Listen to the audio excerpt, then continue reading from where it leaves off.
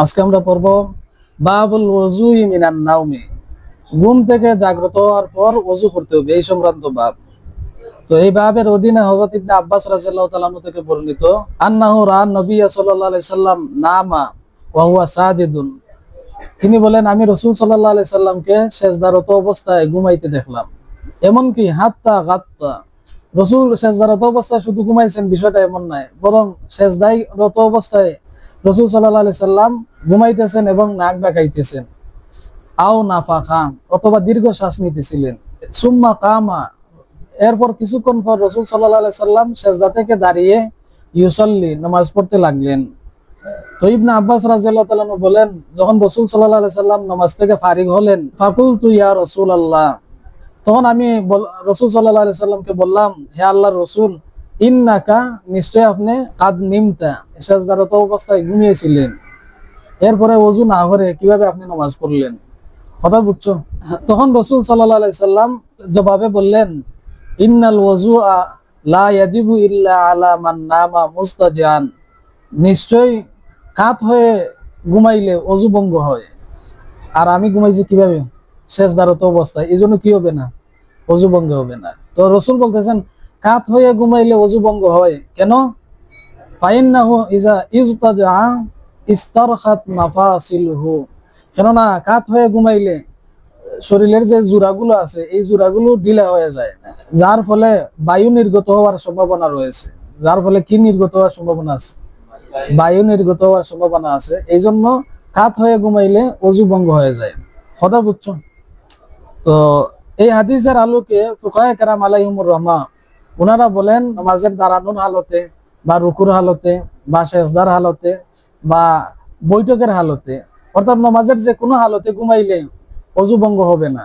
এমনি ভাবে চার জানু হয়ে কোনো কিছুতে হেলান না দিয়ে বসে বসে ঘুমাইলে তখনও ওযু ভঙ্গ হবে না। কথা বুঝছো? কেউ যদি শীত হয়ে বা কাত হয়ে গভীর ভাবে যদি ঘুমায় তাইলে ওযু ভঙ্গ হবে। গভীর ভাবে ঘুমানোর মানা হইলো এইভাবে ঘুমাইছে যে হুশ নাই, বেহুশ হইয়া গেছে। কথা বুঝছো? তাইলে ওযু ভঙ্গ হইব। এছাড়া হালকা ঘুম ঘুমায় তাইলে ওযু ভঙ্গ হবে না। হালকা ঘুম মানে কি বুঝো তো? ঘুমাইছে কিন্তু সবকিছুর খবর রাখতেছে, ঘরে খেয়ে ঢুকলো এটারও খবর রাখে, ঘুমাইতেছে ও ঘরে কি ভরতেছে বা খেয়ে কথা বলতেছে, ওযু ভঙ্গ হবে না। হালকা ঘুম ঘুমাইলে ওযু ভঙ্গ হবে না। বিমানের সিট, গাড়ির সিট বা এই ট্রেনের সিটে ঘুমানোর বিধান কি?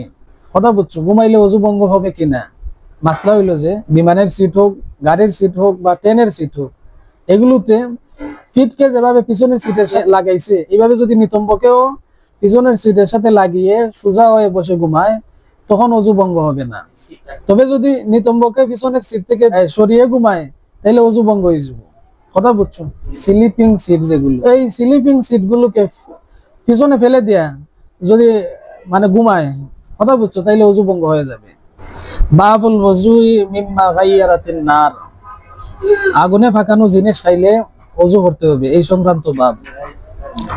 এই বাবের অধীনে হযরত আবু হুরায়রা রাদিয়াল্লাহু তাআলা থেকে হাদিস উল্লেখ করা হয়েছে। তিনি বলেন, ক্বালা রাসূলুল্লাহ সাল্লাল্লাহু আলাইহি সাল্লাম, আল ওযু মিম্মা মাসাতিন নার, আগুনে ফাঁকানো জিনিস খাইলে ওযু করতে হবে। ওয়ালাউ মিন সাউরে আক্তিন, যদিও তা পনিরের টুকরা হোক না কেন। ফাকালা লাহু ইবনু আব্বাসিন, এই হাদিস যখন আবু হুরায়রা রাদিয়াল্লাহু তাআলা বর্ণনা করলেন তখন ইবনে আব্বাস রাদিয়াল্লাহু তাআলা আনহু আবু হুরায়রা রাদিয়াল্লাহু তাআলা আনহুকে বললেন যে, আনা তাওয়াজ্জাউ মিনাদ দুহনি, তেল ব্যবহার করলে কি আমরা ওযু করতে হবে? আনা তাওয়াজ্জাউ মিনাল হামিমি, গরম পানি ব্যবহার করলে কি ওযু করতে হবে? তখন আবু হুরায়রা রাদিয়াল্লাহু তাআলা আনহু জবাবে বললেন, ইয়াবনা আখি, হে ভাতিজা, ইযা সামিআতা হাদিসান আনিন নবী সাল্লাল্লাহু আলাইহি ওয়াসাল্লাম, যখন তুমি রাসূল থেকে বর্ণিত কোন হাদিস শুনবাই, ফালা তাদরিব লাহু মাসালা, তখন হাদিসের সামনে উপমা পেশ করিও না। এই হাদিসের আলোকে বোঝা গেল যে আগুনে ফাঁকানো কোনো কিছু খাইলে ওযু করতে হবে। এরপরের বাবে আসো, বাবুন ফি তারকিল ওযুই মিম্মা গায়্যারাতিন নার, আগুনে ফাঁকানো কোনো কিছু খাইলে ওযু করা লাগবে না এই সংক্রান্ত বাব। তো এই বাবের অধীনে হযরত জাবের রাদিয়াল্লাহু তাআলা থেকে হাদিস উল্লেখ করা হয়েছে। তিনি বলেন, খারাজা রাসূলুল্লাহ সাল্লাল্লাহু আলাইহি সাল্লাম, রাসূল সাল্লাল্লাহু আলাইহি সাল্লাম একবার দাওয়াত খাওয়ার জন্য বের হইলেন। ওয়া আনা মাহু, এবং আমিও রাসূল সাল্লাল্লাহু আলাইহি সাল্লামের সাথে ছিলাম। ফাদাখালা আলা ইমরাতিন মিনাল আনসারি, রাসূল সাল্লাল্লাহু আলাইহি সাল্লাম আনসারী এক মহিলার ঘরে প্রবেশ করলেন। এই আনসারী মহিলা ছিলেন রাসূল সাল্লাল্লাহু আলাইহি সাল্লামের রাজাই মাহরাম, অর্থাৎ দুধ পান সম্পর্কিত মাহরাম মহিলা। এজন্য রাসূল সাল্লাল্লাহু আলাইহি সাল্লাম ওনার ঘরে প্রবেশ করছিলেন। ফাযাবাহাত লাহু শাতান, রাসূল সাল্লাল্লাহু আলাইহি সাল্লামের আগমনে এই মহিলা রাসূল সাল্লাল্লাহু আলাইহি সাল্লামের জন্য একটা ছাগল জবাই করে রাসূল সাল্লাল্লাহু আলাইহি সাল্লামের জন্য খাবার পাক করলো। পাক করে রাসূল সাল্লাল্লাহু আলাইহি সাল্লামের সামনে খাবার পেশ করলো। কথা বুঝছো? ফাআকালা, রাসূল সাল্লাল্লাহু আলাইহি সাল্লাম ছাগলের গোশত খাইলেন। ওয়া আতাতহু বিকিনাইম মিন রুতাবিন, অতঃপর খাবার শেষে মহিলার একটি থালার মধ্যে তরতাজা কিছু খেজুর রেখে এই থালাটা রাসূল সাল্লাল্লাহু আলাইহি সাল্লামের সামনে নিয়ে আসলো। ফাআকালা মিনহু, রাসূল সাল্লাল্লাহু আলাইহি সাল্লাম ওই খেজুরও খেলেন। সুম্মা তাওয়াজ্জা লিয-যুহরি, অতঃপর রাসূল সাল্লাল্লাহু আলাইহি সাল্লাম যোহরের নামাজ পড়ার জন্য ওযু করলেন। ওয়া সাল্লা, এবং যোহরের নামাজ পড়লেন। সুম্মা ইনসারাফা, নামাজ শেষে পুনরায় ওই মহিলার ঘরে আসলেন। ফাআতাতহু বিউলালাতিন মিন উলালাতিশ শাতি, অতঃপর মহিলা পুনরায় অবশিষ্ট যে গোশত ছিল ওই গোশত রাসূল সাল্লাল্লাহু আলাইহি সাল্লামের সামনে এনে হাজির হলো। ফাআকালা, রাসূল সাল্লাল্লাহু আলাইহি সাল্লাম ওই অবশিষ্ট গোশত খাইলেন। সুম্মা সাল্লাল আসরা ওয়া লাম ইয়াতাওয়াজ্জা, অতঃপর রাসূল সাল্লাল্লাহু আলাইহি সাল্লাম খানা খেয়ে ওযু না করেই আসরের নামাজ পড়ে ফেললেন। তো এই হাদিসের দ্বারা বোঝা গেল যে আগুনে ফাঁকানো জিনিস খাইলে ওযু ভঙ্গ হয় না এবং ওযু করাও লাগবে না। কথা বুঝাইছে? তো এই দুই বাবের হাদিসের আলোকে সাহাবায়ে কেরাম আলাইহিমুর রহমা ওনাদের মধ্যে মতানৈক্য হয়ে গেছে।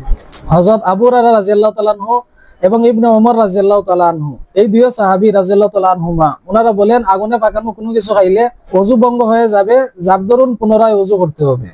ওনাদের দলিল হইল প্রথম বাবের হাদিস তথা আবু হুরায়রা রাদিয়াল্লাহু তাআলা আনহুর হাদিস। আর জমহুর সাহাবায়ে কেরাম রাদিয়াল্লাহু তাআলা আনহুম এবং সাইরো ইমাম আলাইহিমুর রহমা, ওনাদের মত হইল যে আগুনে পাকানো কোনো কিছু খাইলে ওযু ভঙ্গ হবে না। ওনাদের দলিল হইল দ্বিতীয় বাবের হাদিস। কথা বুঝাইছে? দুই নম্বর দলিল হইল ওনাদের আবু দাউদে হযরত জাবের রাদিয়াল্লাহু তাআলা থেকে একটি হাদিস উল্লেখ করা হয়েছে, কানা আখিরুল আমরাইনে মিন রাসূলিল্লাহি সাল্লাল্লাহু আলাইহি সাল্লাম তরকাল ওযুই মিম্মা গায়্যারাতিন নার, রাসূল সাল্লাল্লাহু আলাইহি সাল্লামের জীবনের শেষ আমল ছিল উনি আগুনে পাকানো কোনো কিছু খাইলে ওযু করতেন না। তো এই দুই হাদিসের আলোকে জমহুর সাহাবায়ে কেরাম রাদিয়াল্লাহু তাআলা আনহুম এবং আইমা আরবা রাহিমাহুমুল্লাহ ওনারা বলেন আগুনে পাকানো কোনো কিছু খাইলে ওযু ভঙ্গ হয় না, যার ফলে নতুন করে ওযু করা লাগবে না। কথা বুঝছো? অতএব হযরত আবু হুরায়রা রাদিয়াল্লাহু তাআলা আনহু ও ইবনে ওমর রাদিয়াল্লাহু তাআলা আনহু ওনাদের দলিলের জবাব দিতে হইব। ওনাদের দলিলের প্রথম জবাব হইল যে ওনাদের হাদিস, ওনারা যে হাদিস দ্বারা দলিল দেন এই হাদিসটা মনসুখ হয়ে গেছে। আর এর নাসিখ হইল আবু দাউদে বর্ণিত হযরত জাবের রাদিয়াল্লাহু তাআলা আনহু এর হাদিস। দুই নম্বর জবাব হইল হযরত আবু হুরায়রা রাদিয়াল্লাহু তাআলা আনহু যে হাদিস দ্বারা দলিল দিতেছেন ওনার হাদিসে যে ওযু করার কথা বর্ণনা করা হয়েছে, এখানে ওযু দ্বারা হইল ওযুয়ে লাঘবী উদ্দেশ্য, অর্থাৎ হাত মুখ ধোয়া, এটা উদ্দেশ্য। ওযুয়ে শারঈ উদ্দেশ্য নয়, মানে নামাজের জন্য যে ওযু করা হয় এই ওযু উদ্দেশ্য নয়। তিন নম্বর জবাব হইল ওনাদের হাদিসে যে ওযু করার কথা বলা হয়েছে এখানে ওযু দ্বারা উদ্দেশ্য হইল ওযু করে নেওয়াটা হইল মুস্তাহাব। ওযু করে নেওয়াটা কি মুস্তাহাব, ওয়াজিব নয়, বরং ওযু করে নেওয়াটা হইল মুস্তাহাব। কেন? যে আগুন হইল গজবে এলাহির নিদর্শন, আর আগুন থেকেই শয়তানকে সৃষ্টি করা হয়েছে। কথা বুঝাইছে?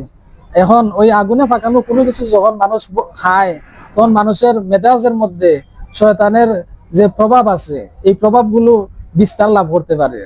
এই জন্য মুস্তাহাব হইল আগুনে পাকানো কোনো কিছু খাওয়ার পরে ওযু করা, যাতে এই শয়তানের আশ্রাত গুলো মানুষের শরীরের মধ্যে প্রভাব বিস্তার করতে না পারে। কথা বুঝছো? এরপরের ভাবে আসো, বাবুল ওযুই মিন লুহুমিল ইবলি, উটের গোশত খাইলে ওযু করতে হবে এই সংক্রান্ত বাব। তো এই বাবের অধীনে হযরত বরা ইবনে আজিব রাদিয়াল্লাহু তাআলা থেকে হাদিস উল্লেখ করা হয়েছে। তিনি বলেন সুইলা রাসূলুল্লাহ সাল্লাল্লাহু আলাইহি সাল্লাম আনিল ওযুই মিন লুহুমিল ইবলি, রাসূল সাল্লাল্লাহু আলাইহি সাল্লামকে উটের গোশত বকন করলে পরে ওযু করা লাগবে কিনা এ ব্যাপারে জিজ্ঞাসা করা হয়েছিল। ফাকালা, তখন রাসূল সাল্লাল্লাহু আলাইহি সাল্লাম জবাবে বললেন তাওয়াজ্জাউ মিনহা, অজু করে নিও, অর্থাৎ উটের গোশত খাওয়ার পরে অজু করে নিও। ওয়াসুইলা আনিল ওয়াজুই মিন লুহুমিল গানামি, অতঃপর রাসূল সাল্লাল্লাহু আলাইহি সাল্লামকে জিজ্ঞাসা করা হইল ছাগলের গোশত খাইলে কি ওযু করা লাগবে? ফাকালা, রাসূল সাল্লাল্লাহু আলাইহি সাল্লাম জবাবে বললেন, লা তাতাওয়াজ্জাউ মিনহা, এই ছাগলের গোশত বপন করলে ওযু করা লাগবে না। তো এই হাদিসের আলোকে বোঝা গেল যে উটের গোশত খাইলে ওযু ভঙ্গ হয়ে যায়, যার দরুন পুনরায় ওযু করা লাগবে। কথা বুঝছো? তো এই হাদিসের আলোকে ফুকাহায়ে কেরাম আলাইহিমুর রাহমাহ ওনাদের মধ্যে ইখতিলাফ হয়ে গেছে। সেটা কি মতানৈক্য দেখা দিছে যে ইমাম আহমদ ইবনে হাম্বল আলাইহি রহমা উনি বলেন উটের গোশত খাইলে ওযু ভঙ্গ হয়ে যাবে, নতুন করে ওযু করতে হবে। ওনার দলিল হলো হাদিসুল বাব। কথা বুঝছো? আর আইম্মা সালাসা আলাইহিমুর রাহমা ওনারা বলেন উটের গোশত খাইলে ওযু ভঙ্গ হবে না। ওনাদের দলিল হইল আবু দাউদে বর্ণিত হযরত জাবের রাদিয়াল্লাহু তাআলা আনহুর হাদিস, যে কানা আখিরুল আমরাইনি মিন রাসূলিল্লাহি সাল্লাল্লাহু আলাইহি সাল্লাম তরকাল ওযুই মিম্মা গায়রাতিন নার। কথা বুঝছো? রাসূল সাল্লাল্লাহু আলাইহি সাল্লামের জীবনের শেষ আমল ছিল উনি আগুনে ফাঁকানো জিনিস খাইলে ওযু করতেন না। তো উটের গোশত তো আগুনে ফাঁকানো হয়। কথা বুঝছো? এটা খাওয়ার পরেও রাসূল ওযু করতেন না। তাহলে বোঝা গেল উটের গোশত খাইলে কি হবে না? ওযু ভঙ্গ হবে না। কথা বুঝাইছি? তো এখন ইমাম আহমদ ইবনে হাম্বল আলাইহির রহমার দলিলের জবাব দিতে হইব। প্রথম জবাব হইল ইমাম আহমদ ইবনে হাম্বল যে হাদিস দ্বারা দলিল দিতেছেন এটা মনসুখ হয়ে গেছে, আর এর নাসিখ হইল আবু দাউদে বর্ণিত জাবের রাদিয়াল্লাহু তাআলা আনহুর হাদিস। দুই নম্বর জবাব হইল এখানে ওযু দ্বারা ওযুয়ের লঘুই উদ্দেশ্য, ওযুয়ে শারঈ উদ্দেশ্য নাই। তিন নম্বর জবাব হইল উটের গোশত খাইলে পরে ওযু করা ওয়াজিব নয়, বরং ওযু করা হইল মুস্তাহাব। কথা বুঝাইছি? বাবুল ওযুই মিন মাসসিজ যাকার, লজ্জাস্থান স্পর্শ করলে ওযু ভঙ্গ হয়ে যায় এই সংক্রান্ত বাব। এখানে যাকার শব্দটা আম, এখানে পুরুষাঙ্গ ও মহিলার যোনি উভয়টা উদ্দেশ্য। কথা বুঝাইছি?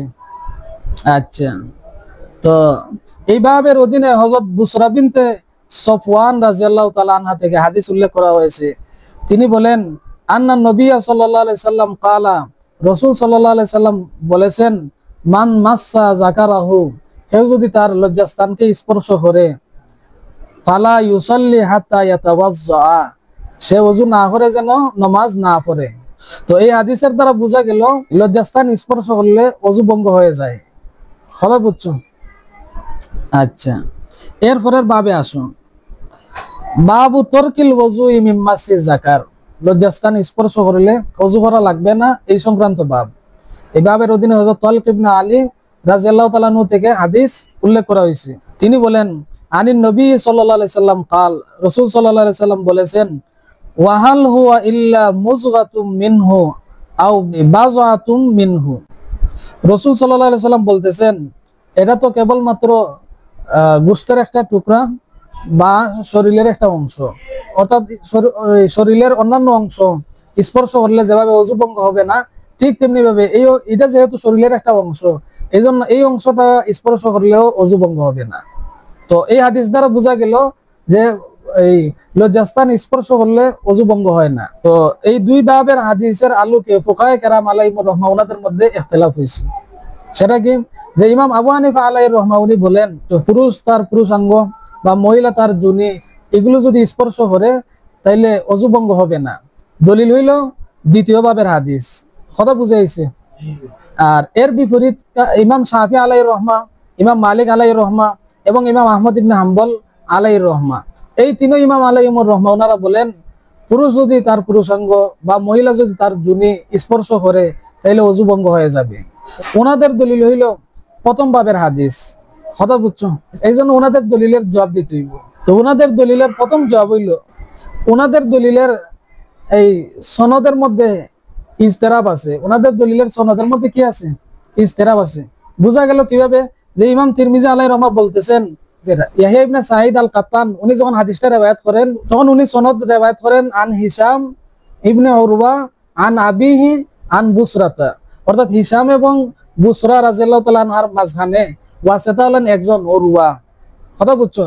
আর আবু উসামা আলাইহির রহমা উনি যখন হাদিস রিওয়ায়াত করেন তখন উনি হাদিসটা রিওয়ায়াত করেন আন হিশাম ইবনে উরওয়া আন আবিহি আন মারওয়ান আন বুসরাতা। এই আবু উসামার সনদের মধ্যে হিশাম এবং বুসরার মাঝখানে ওয়াসিতা হলেন দুইজন, একজন হলেন এই উরওয়া আর আরেকজন হলেন মরওয়ান।